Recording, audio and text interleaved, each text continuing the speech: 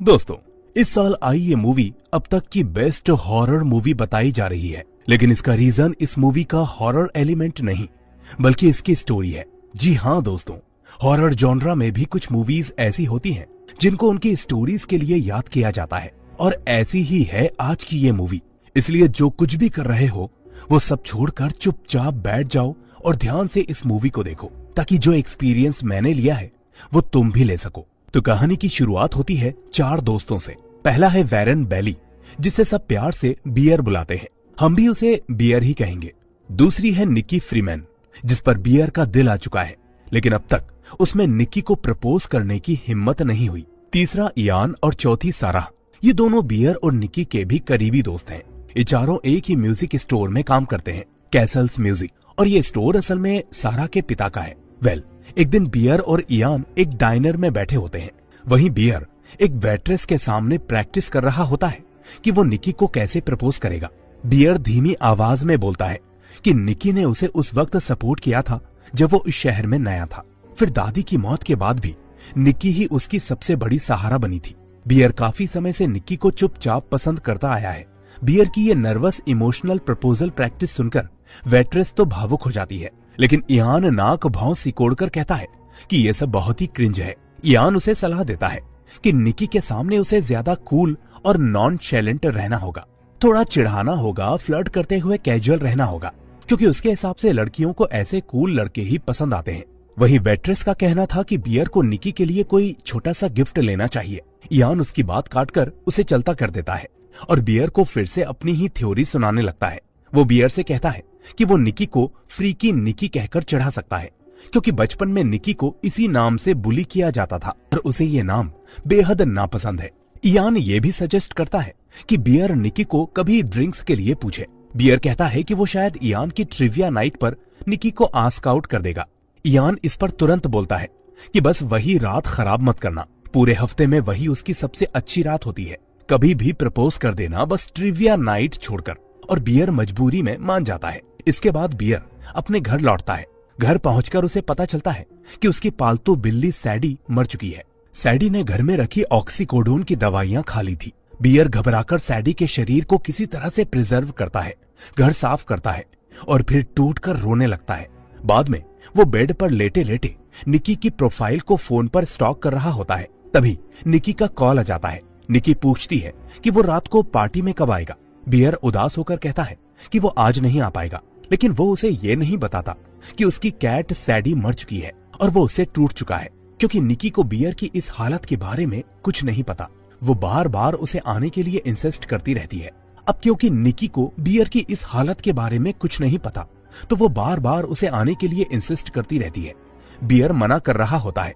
तभी निकी अचानक बता देती है कि वो बहुत ही जल्द कैसल्स म्यूजिक की जॉब छोड़ने वाली है। ये सुनकर बियर के होश उड़ जाते हैं। स्टोर ही एकमात्र ऐसी जगह थी जहां वो रोज निकी से मिलता था। अगर निकी नौकरी छोड़ देगी तो फिर बियर के पास उसे प्रपोज करने का मौका ही कितने दिनों का बचा है। समझते समझते बियर को एहसास होता है कि उसके पास अब बहुत कम समय है। वो आखिरकार पार्टी में आने के लिए मान जाता है। बातचीत के दौरान ही निकी का क्रिस्टल वाला नेकलेस सिंक के ड्रेन में गिर जाता है और बियर उसके टोन से ये बात समझ जाता है, और यही उसको एक आइडिया आता है। वो सीधे एक एंटिक मिस्टिक स्टोर में पहुंचता है ताकि निकी के लिए एक नया क्रिस्टल नेकलेस खरीद सके।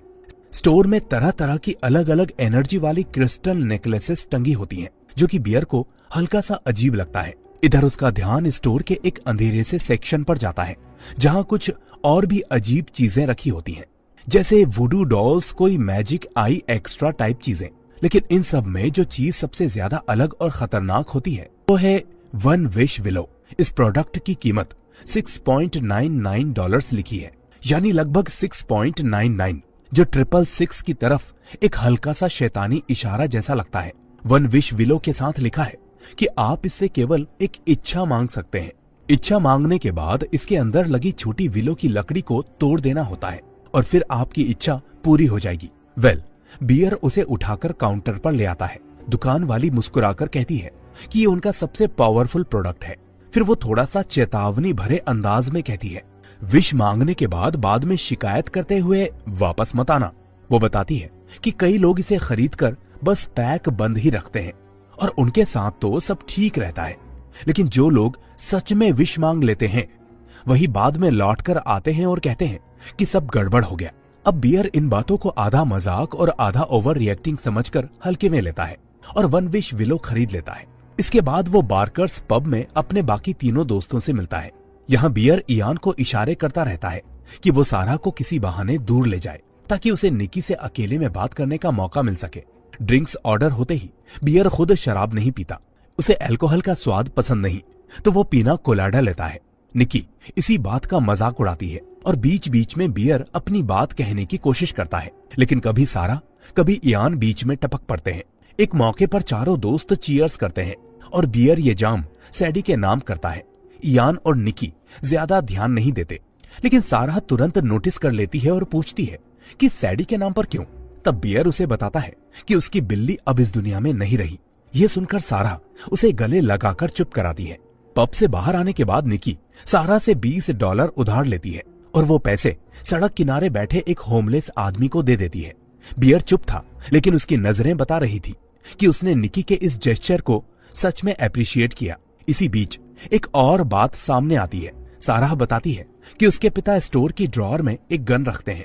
ये बात ऐसे ही हल्की फुल्की बातचीत में छिड़ती है, लेकिन ये पॉइंट आगे जाकर बहुत ही काम आने वाला है, इसलिए इसे याद रखिएगा। अब इयान चाहता है कि पार्टी चलती रहे, लेकिन निकी को अब घर जाना होता है। ऐसे में बियर कहता है कि वो निकी को छोड़ आएगा।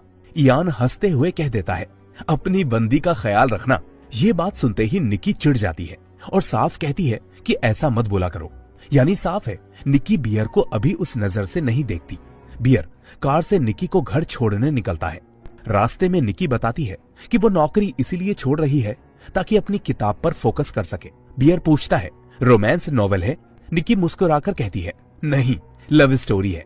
बियर थोड़ा कंफ्यूज होकर बोलता है कि रोमांस और लव स्टोरी तो एक ही बात हुई, लेकिन निकी के लिए इन दोनों में फर्क है जो बाद में कहानी में मायने रखने वाला है। कुछ देर के बाद बियर निकी के घर के सामने कार रोक देता है। निकी कैजुअली बताती है कि सारा उसे बियर के बारे में बातें बता रही थी और शायद उसे लगता है कि सारा बियर को पसंद करती है।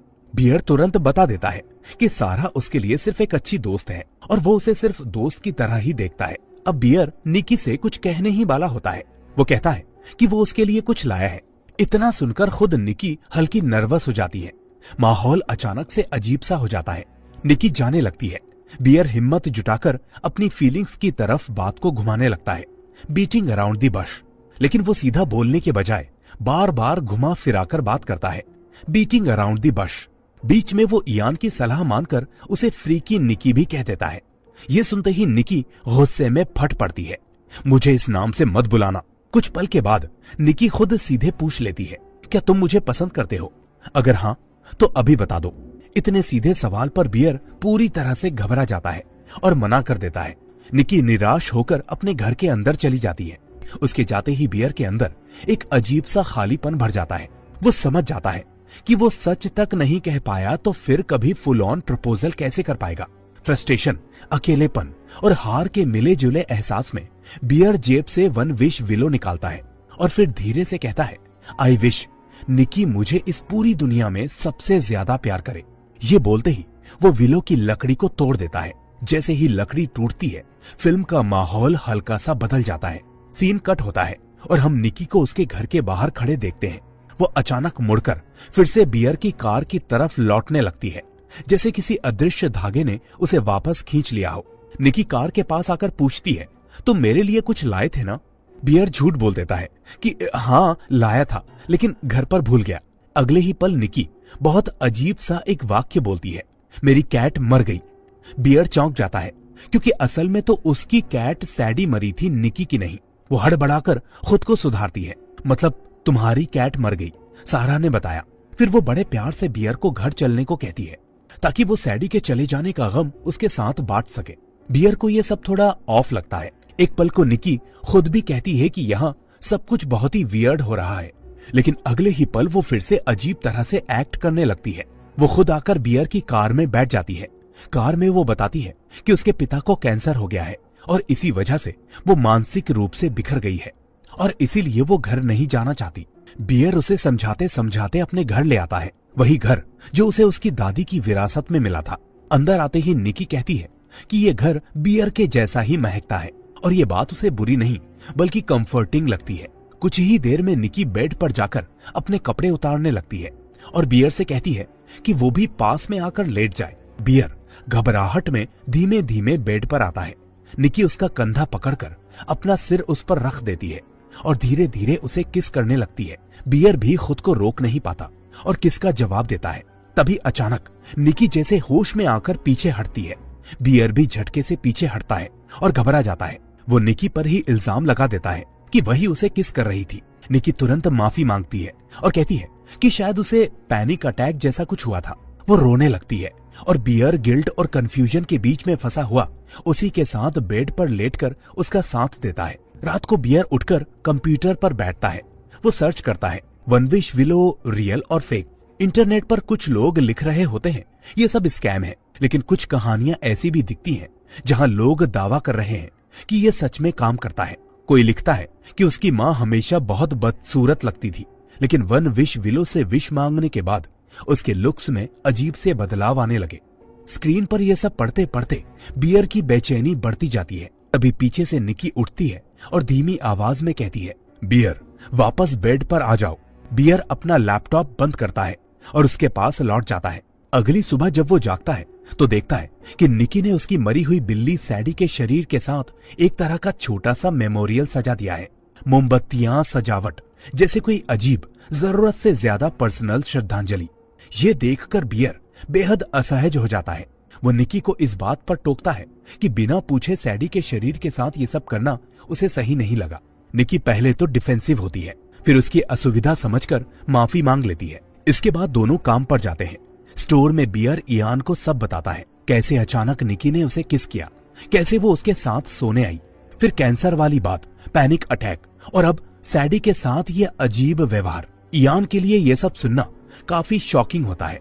दोनों साथ में काम करते हुए नोटिस करते हैं कि निकी शेल्फ के पीछे से काउंटर से लगातार बहुत ही क्रीपी तरीके से बियर की तरफ घूरती रहती है, एक ऑलमोस्ट फिक्स्ड स्माइल के साथ। इयान धीरे से बोलता है कि शायद निकी फिर से वही ड्रग लेने लगी है जो वो पहले भी लेती थी और इसी वजह से उसका बिहेवियर इतना ऑफ लग रहा है। शाम को काम खत्म होने पर इयान निकी को अपनी कार से घर छोड़ने जाता है और ये बियर के लिए थोड़ी देर का रिलीफ जैसा लगता है। घर आकर बियर रिसर्च करता है कि क्या किसी ड्रग के साइड इफेक्ट इतने अजीब हो सकते हैं, लेकिन इसी बीच दरवाजे पर दस्तक होती है। डोर खोलते ही पता चलता है निकी वापस बियर के घर आ चुकी है। वो पहले तो कल रात के अपने अजीब से व्यवहार के लिए माफी मांगती है, फिर कहती है कि वो बियर को इस बात के लिए ब्लेम नहीं करती कि उसने उसका फायदा उठाया। ये सुनते ही बियर हक्का बक्का रह जाता है। वो तुरंत डिफेंसिव होकर कहता है, मैंने तुम्हारा कोई फायदा नहीं उठाया। फिर निकी कहती है कि वो ये नहीं कह रही कि बियर ने उसका फायदा उठाया है। इसके बाद वो मानती है कि वो क्रिसमस के आसपास से ही बियर को पसंद करने लगी थी।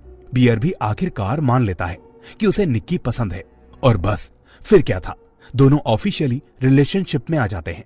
कुछ ही दिनों में वो इतने इंटीमेट हो जाते हैं कि उनके आसपास सबको उनके रिश्ते का पता चल जाता है। पब्लिक डिस्प्ले ऑफ अफेक्शन यानी PDA कुछ ऐसा ही चलता रहता है। लेकिन अजीब बात यह थी कि निकी बियर को लेकर बेहद ऑब्सेस्ड हो चुकी थी। अगर दोनों साथ में कोई फिल्म देख रहे होते तो भी निकी की नजरें फिल्म पर नहीं बल्कि बियर पर ही रहती। बियर खुश होता तो वो भी खुश रहती, बियर उदास होता तो उसका मूड भी गिर जाता। एक दिन बियर और निकी डिनर डेट पर होते हैं। वहां निकी उससे पूछती है कि वो जिंदगी में क्या करना चाहता है। बियर हंसते हुए कहता है कि वो फूड क्रिटिक बनना चाहता है। इस बात पर दोनों हल्का फुल्का मजाक करते हैं। इसी बीच बियर को इयान का 2 बार फोन आता है और निकी ये देखकर थोड़ा इरिटेट हो जाती है। आखिरकार बियर फोन उठाता है। इयान उसे बताता है कि उसने निकी के पिता के बारे में पता लगाया है और सरप्राइजिंग बात यह है कि निकी का पिता बिल्कुल फिट और हेल्दी इंसान है, रोज ऑफिस जाता है। इयान एक और बात बताता है, बियर और निकी के इतने करीब आने से कुछ दिन पहले निकी ने सारा से कहा था कि वो बियर को अपने दोस्त या भाई जैसा मानती है। इयान का इशारा साफ था, यहाँ कुछ गड़बड़ है, या तो निकी झूठ बोल रही है या फिर कोई प्रैंक या प्लॉट चल रहा है। बियर यह सुनकर शॉक में आ जाता है। कॉल खत्म करके वो वापस टेबल पर जाता है। निकी उसके लिए एक गिफ्ट लाई होती है, टाइगर्स आई। उसका कहना था कि इससे बियर को कॉन्फिडेंस मिलेगा, लेकिन बियर का दिमाग इस बात पर अटका रहता है कि निकी ने अपने फादर के बारे में झूठ बोला था या नहीं। वो सीधे सीधे पूछता है कि क्या उसके पिता वाकई में बीमार हैं। ये सुनते ही निकी अचानक से रोने चिल्लाने लगती है और पूरे रेस्टोरेंट में तमाशा खड़ा कर देती है। वो बियर पर आरोप लगाती है कि वो उनकी अच्छी सी डेट को खराब कर रहा है। बियर घबरा जाता है और कहता है कि अब वो इस बारे में बात नहीं करेगा। इससे निकी थोड़ी शांत हो जाती है और आखिरकार दोनों इंटीमेट हो जाते हैं। उस रात दोनों सो जाते हैं, लेकिन रात के करीब 3:45 के आसपास बियर की नींद खुलती है। वो देखता है कि निकी बिस्तर पर नहीं है, बल्कि कमरे के अंधेरे में कहीं खड़ी होकर उसे लगातार घूर रही है। निकी के मूवमेंट्स बहुत ही अजीब थे और उसने बियर की स्वेटर भी पहन रखी थी। बियर उसे सोने के लिए कहता है, लेकिन निकी अचानक चिल्ला पड़ती है कि बियर उससे उतना प्यार नहीं करता जितना वो बियर से करती है। फिर वो बियर से कहती है कि वो सो जाए ताकि निकी उसे सोते हुए देख सके। बियर इतना शॉक में होता है कि वो सोने का नाटक करने लगता है।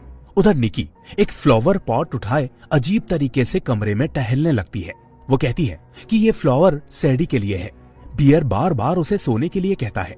आखिरकार निकी वापस बिस्तर पर आ जाती है। बियर थोड़ा इंतजार करता है और फिर चुपचाप बेड से उतरने की कोशिश करता है, लेकिन जैसे ही वो हिलता है निकी जोर से चिल्लाकर कहती है, स्टे, यानी रुक जाओ। बियर डरकर फिर से उसके साथ लेट जाता है। अगली सुबह बियर वर्क के लिए तैयार होता है। तभी वो नोटिस करता है कि उसके बाल थोड़े कटे हुए हैं। वो समझ जाता है कि ये निकी का काम है और निकी बहुत ही नॉर्मल टोन में सुनती है। फिर वो प्रॉमिस करती है कि अब से ऐसा बिहेवियर नहीं करेगी, ना उसके बाल काटेगी, ना रात को वियर्ड हरकत करेगी। बियर को लगता है कि चलो अब निकी नॉर्मल एक्ट कर रही है, शायद सब कुछ सॉर्ट आउट हो गया। लेकिन जैसे ही बियर दरवाजे की तरफ मुड़ता है वो देखता है कि डोर पर ढेर सारे टेप्स लगाए गए हैं, जैसे निकी चाहती ही नहीं कि बियर काम पर जाए। बियर दरवाजा खोलने में स्ट्रगल करता है। निकी कहती है कि अगर डोर नहीं खुल रहा तो आज काम पर मत जाओ, लेकिन बियर पूरी ताकत लगाकर दरवाजा खोलता है और भागकर काम पर निकल जाता है। अगर तुम सोच रहे हो कि निकी काम पर क्यों नहीं जा रही, तो वजह यह है कि आज उसका ऑफ डे था। बियर के जाने के बाद निकी उसी क्रीपी स्माइल के साथ वहीं खड़ी रहती है।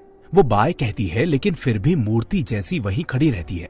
वो वहीं खड़े खड़े बाथरूम भी कर देती है। दोस्तों, ये पूरा सीन बहुत ही अनकंफर्टेबल और डिस्टर्बिंग था। बियर वर्क पर पहुंचता है। निकी ने उसके लिए लंच बॉक्स पैक किया होता है। उसमें एक एप्पल, एक सैंडविच और 2 फोटोज होती हैं। एक फोटो बियर की होती है जिस पर निकी ने हार्ट बनाकर यू लिखा होता है। दूसरी फोटो दोनों की होती है और वो तब ली गई थी जब बियर सो रहा था। इस फोटो पर लिखा होता है नॉट मी। स्टोर में सारा भी होती है और बियर से पूछती है कि वो क्या देख रहा है। बियर बस कह देता है कि ये उनके बीच का इनसाइड जोक है। जब बियर सैंडविच वाला डिब्बा खोलता है तो उस पर एक स्टिकी नोट होता है, माई लिटिल फूड क्रिटिक। साथ में एक हार्ट भी बना होता है। बियर सैंडविच खाने लगता है और इसी बीच वो सारा से पूछता है कि क्या वाकई निकी ने उसे कभी सिर्फ फ्रेंड या ब्रदर जैसा बताया था। ये सुनकर सारा भड़क जाती है। वो कहती है कि अगर इयान उसकी बातें बियर को बता रहा है तो वो भी इयान का सीक्रेट खोल देगी।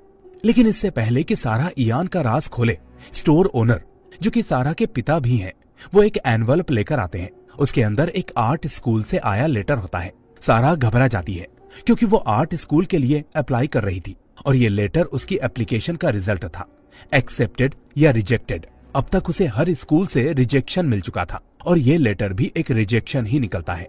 बियर तुरंत सारा को कंफर्ट करता है। सारा उसके कंधे पर सिर रख देती है। ये साफ हो जाता है कि अब सिर्फ एक ही आर्ट स्कूल बची है। अगर वहां से भी रिजेक्शन मिला तो उसका पूरा 1 साल बर्बाद हो जाएगा। फिर अगले साल फिर से अप्लाई करना पड़ेगा। बियर मजाक में कहता है कि वो सारा को अपनी बॉडी पर टैटूज बनाने देगा, लेकिन सिर्फ छोटे और हिडन प्लेसेस पर, क्योंकि सारा आर्ट वगैरह में बहुत ही अच्छी थी और उसके खुद के लुक में भी एक हल्का सा गॉथिक एज था। ऐसे ही कंफर्टिंग मूवमेंट के दौरान सारा मजाक में बियर का लंच बॉक्स छीन लेती है ताकि उसके स्टिकी नोट्स पढ़ सके। तभी उसे बॉक्स के पीछे एक और स्टिकी नोट मिलता है जिसे बियर ने नहीं देखा था। उस नोट पर लिखा था, what's the verdict, cat question mark. ये पढ़ते ही बियर को अचानक से शक होता है कि कहीं निकी ने उसके सैंडविच में जो मीट डाली थी वो उसकी ही कैट की तो नहीं थी। ये सोचकर वो एकदम से उल्टी करने लगता है। शिफ्ट खत्म होने के बाद जब बियर घर जाने वाला होता है तो इयान उसकी कार में आ जाता है। दोनों के बीच में फिर से वही बातचीत होती है। इयान कहता है कि निकी के साथ कुछ तो गड़बड़ है और बियर भी कुछ ना कुछ छुपा रहा है। वो ये तक कह देता है कि कहीं बियर निकी का फायदा तो नहीं उठा रहा। बियर बचाव में यही दिखाने की कोशिश करता है कि निकी बिल्कुल ठीक है, बस थोड़ी ड्रग्स पर थी। लेकिन इयान इस बात को मानने को तैयार नहीं होता। इयान किसी वजह से यह साबित करने पर तुला हुआ था कि निकी जरूर कुछ उल्टा सीधा कर रही है। वो बताता है कि आज रात उसके घर पर पार्टी है, लेकिन उसने बियर और निकी दोनों को इनवाइट नहीं किया है, क्योंकि उसके हिसाब से बियर और निकी एक पल के लिए भी अलग नहीं रहते और बहुत अजीब सा बिहेव करते हैं। इयान साफ कहता है कि अगर बियर अकेले पार्टी में आ सकता है तो वो इनवाइटेड है। वो यहां तक कह देता है कि सारा को भी पार्टी में नहीं बुलाएगा, क्योंकि उसे सच में इसे सिर्फ एक बॉयज नाइट रखना है।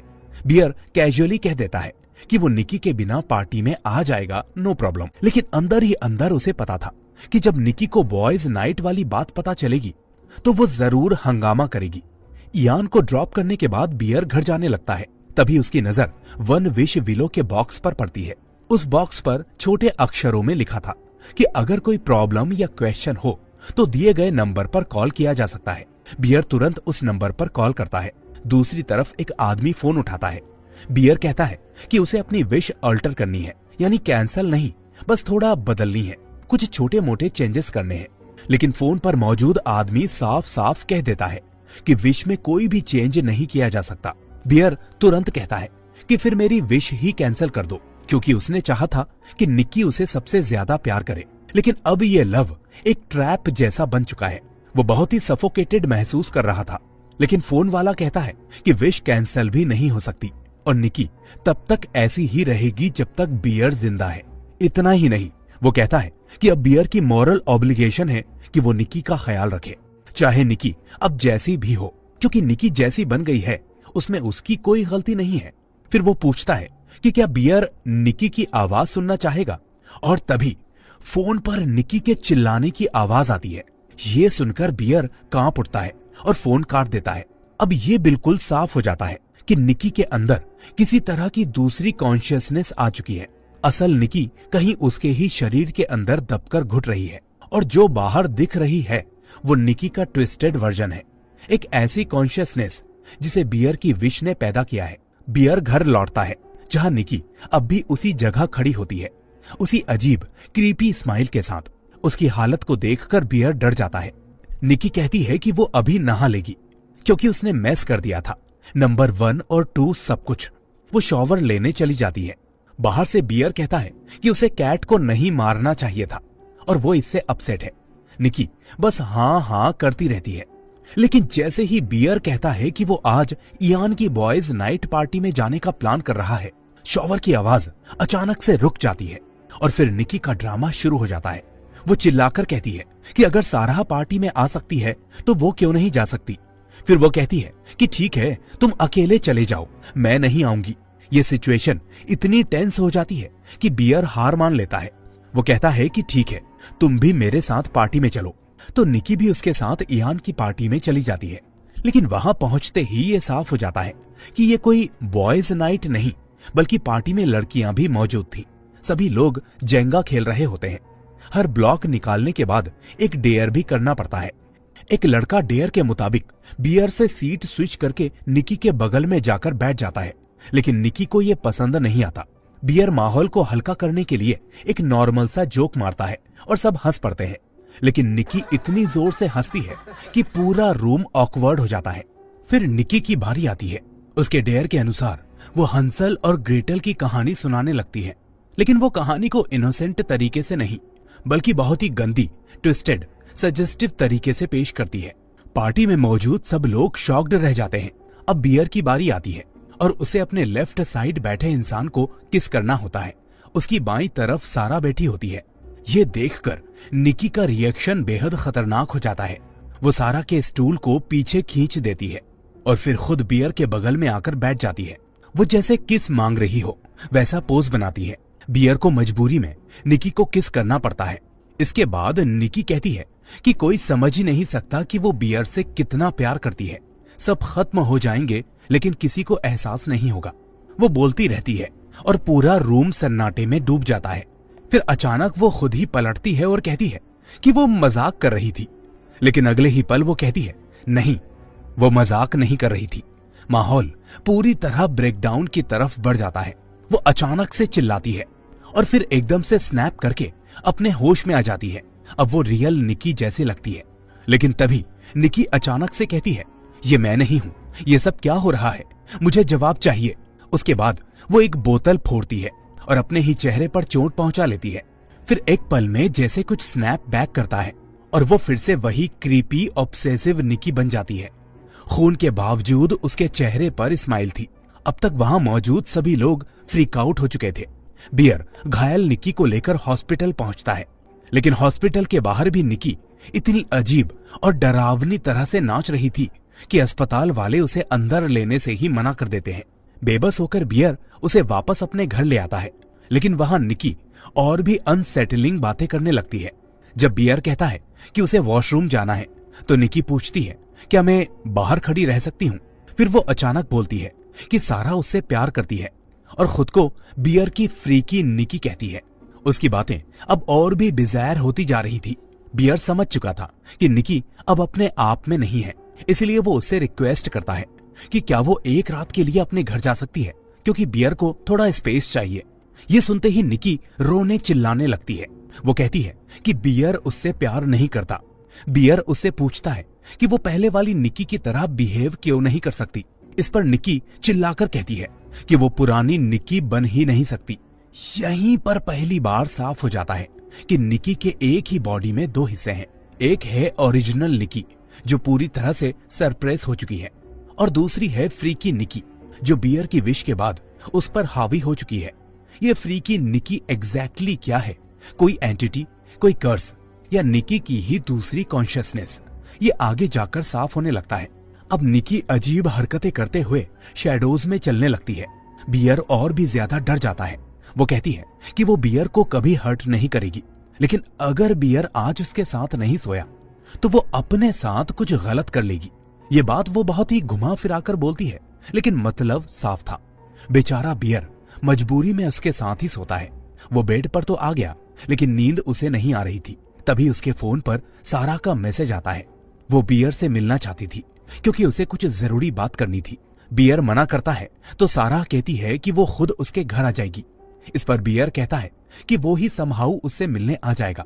वो धीरे धीरे बेड से उतरने की कोशिश करता है ताकि निकी ना जागे, लेकिन तभी निकी की सांसों की आवाज बदल जाती है।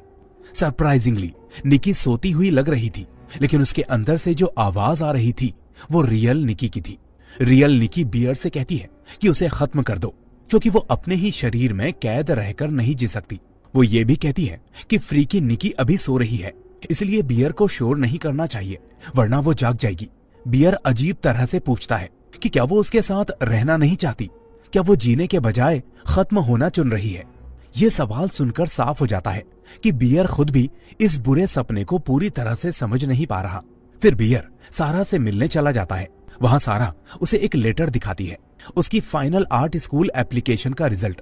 बियर भी एक्साइटेड था क्योंकि ये सारा का लास्ट चांस था। लेटर खोलने से पहले सारा एक सच बताती है। वो कहती है कि निकी अपने डैड से बात तक नहीं करती थी और उसके डैड के बीमार होने वाली बात भी पूरी तरह से झूठ थी। असल में निकी पिछले 2 सालों से इयान के साथ हुकअप कर रही थी। यह सुनकर बियर के पैरों तले जमीन खिसक जाती है। निकी ना तो उससे सच में प्यार करती थी और ना ही उसका रोमांस किसी लव स्टोरी की तरह था। ये बस एक कैजुअल अफेयर था, एक फिल्म। यही निकी का वो पुराना स्टेटमेंट याद आता है, रोमांस और लव स्टोरी में फर्क होता है। उसके लिए रोमांस था, लेकिन वो लव स्टोरी ढूंढ रही थी। सारा कहती है कि बियर किसी बेटर गर्ल का हकदार है। बियर पूछता है कि क्या वो गर्ल सारा है? सारा मुस्कुराकर कहती है, मैं तो तुम्हारे लेफ्ट में थी, तुम्हें मुझे किस करना था। इससे साफ हो जाता है कि सारा सच में बियर को चाहती थी, और वैसे भी ऑनेस्टली दोनों की केमिस्ट्री जेन्युइनली बेहतर लगती थी। लेकिन अच्छे पल ज्यादा देर तक टिकते नहीं। अचानक निकी दूर से भागती हुई आती है और वो कार का साइड ग्लास तोड़ देती है और फिर सारा के सिर पर पत्थर से बार बार वार करती है। सारा वहीं खत्म हो जाती है। बियर ये देखकर इतना शॉक में था कि वो कुछ कर ही नहीं पाता। निकी रोते हुए उससे कहती है कि वो उससे डरे नहीं, वो ये सब करने के लिए मजबूर हुई थी और ये सब बियर की वजह से हो रहा है। फिर वो बियर से कहती है कि उसे सारा की बॉडी ठिकाने लगाने में उसकी मदद चाहिए। डर के मारे बियर मान जाता है। वो निकी की मदद से सारा की बॉडी को बिल्डिंग के अंदर ले जाता है। फिर निकी कहती है कि वो अब सब संभाल लेगी और बियर चुपचाप घर जा सकता है। बियर डरते हुए घर निकल जाता है। कार में बैठकर वो सारा का आर्ट स्कूल वाला लेटर खोलता है। ये एक्सेप्टेंस लेटर था, यानी सारा लूथर आर्ट स्कूल में सिलेक्ट हो गई थी। लेकिन अब उस लेटर का कोई मतलब नहीं बचा था। बियर ये देखकर चीख पड़ता है। वो दौड़ते हुए उसी शॉप में पहुंचता है जहां से उसने 1 विश विलो खरीदा था। अंदर घुसते ही वो पैनिक में पूछने लगता है कि विलो कहाँ है, ताकि वो और विशेस मांगकर अपनी पुरानी विश को कम से कम अंडू कर सके। शॉप एम्प्लॉय उसे शांत होने के लिए कहता है, लेकिन बियर को विलो तुरंत चाहिए थी। शॉपकीपर उसे दिखाता है कि दुकान में अब भी 3 1 विश विलो बचे हुए हैं। बियर उन तीनों को उठा लेता है, लेकिन तभी शॉपकीपर साफ कह देता है कि एक इंसान को सिर्फ एक ही विश मिल सकती है, यानी बियर अब खुद कोई नई विश नहीं मांग सकता। हाँ, अगर कोई दूसरा इंसान अपनी विश यूज करे तो वो बियर वाली विश के खिलाफ जा सकता है। बियर तुरंत शॉपकीपर से कहता है कि वो उसके लिए विश कर दे, लेकिन शॉपकीपर मना कर देता है। उसकी ओन विश पहले से ही पूरी हो चुकी है। अब बियर और भी डेस्परेट हो जाता है। वो कार में बैठकर खुद विश मांगने की कोशिश करता है।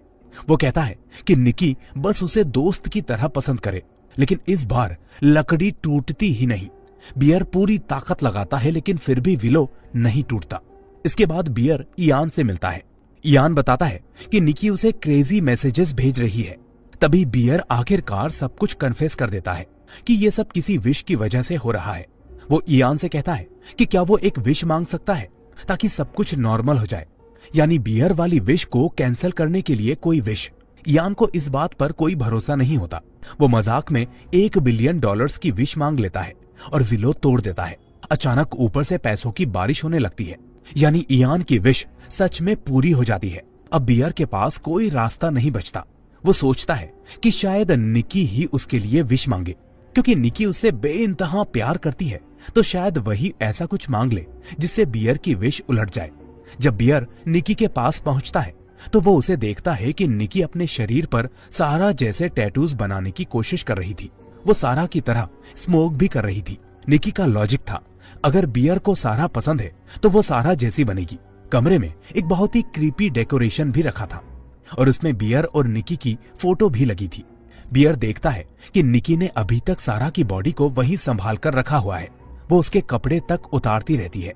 बियर निकी से पूछता है कि क्या वो उसके लिए कुछ कर सकती है, लेकिन निकी आई लव यू चिल्लाते हुए अपने ही सिर पर वार कर लेती है और खुद को घायल कर देती है। उसी वक्त कमरे में इयान आ जाता है और फिर निकी उसी पिस्तौल से उसे वहीं खत्म कर देती है। यहीं उस अर्लियर डिटेल का पे ऑफ आता है। सारा के डैड के ड्रॉर में जो पिस्तौल रखा था उसी का इस्तेमाल निकी ने किया था। निकी गंदी और बेतुकी बातें करने लगती है। बियर डरते डरते उसे शांत करता है और धीरे से उसके हाथ से पिस्तौल छीन लेता है। फिर वो कहता है कि उन्हें फ्रेश होकर कुछ खाना चाहिए। निकी मान जाती है। बियर अचानक उठकर बाथरूम में खुद को लॉक कर लेता है। वो सोच रहा था कि अब बहुत देर हो चुकी है। उसके हाथ में गन थी और वो शायद खुद को खत्म करने की सोच रहा था, लेकिन वो हिम्मत जुटा नहीं पाता। इसीलिए वो वही दवा निकालता है जो उसकी कैट को मार चुकी थी और पूरी बोतल एक साथ खा जाता है। कुछ ही देर बाद उसे रिग्रेट होता है और वो उल्टी करने की कोशिश करता है और तभी एक आवाज सुनाई देती है, विलो टूटने की आवाज। बाहर निकी ने शायद विश मांग ली थी कि बियर उससे बेइंतहा प्यार करे। हम देखते हैं कि बियर अचानक अपने सेंसेस खो देता है। वो स्माइलिंग हालत में बाहर आता है और निकी की तरफ बढ़ता है। उसकी आंखों में अब निकी के लिए असली और गहरा प्यार था। दोनों किस करते हैं और उसी फ्रेम में टूटा हुआ विलो भी दिखाई देता है। लेकिन तभी बियर ने जो दवा खाई थी वो असर करने लगती है। बियर वहीं पर खत्म हो जाता है। ये देखकर निकी रोने लगती है। वो भी खुद को खत्म करने के बारे में सोचती है, लेकिन तभी एक ट्विस्ट आता है। क्योंकि बियर मर चुका था, उसकी विश की पकड़ भी टूट जाती है, यानी ओरिजिनल निकी फिर से अपने शरीर में आ जाती है। वो होश में आते ही चारों तरफ का मंजर देखती है, लाशें, खून, बिखरा हुआ रूम और टूटा हुआ इल्यूजन। और इसी पॉइंट पर यह मूवी खत्म हो जाती है। दोस्तों, आपको ये मूवी कैसी लगी मुझे कमेंट करके जरूर बताएं। और अगर आपके पास कोई 1 विश विलो आ जाए तो आप कौन सी विश मांगना चाहेंगे? अगर मुझे बता सकते हैं तो कमेंट करके जरूर बताना। और मैंने हाल ही में एक बहुत ही शानदार थाई हॉरर मूवी को भी एक्सप्लेन किया है, जिसे अगर अभी तक आपने नहीं देखा तो वो देख लेना। और ऐसे ही कंटेंट के लिए चैनल को सब्सक्राइब करके बेल आइकन दबा देना, ताकि आने वाली कोई भी वीडियो आपसे मिस ना हो। अब मैं आपसे मिलूंगा अगली ऐसी ही वीडियो में। Till then be safe.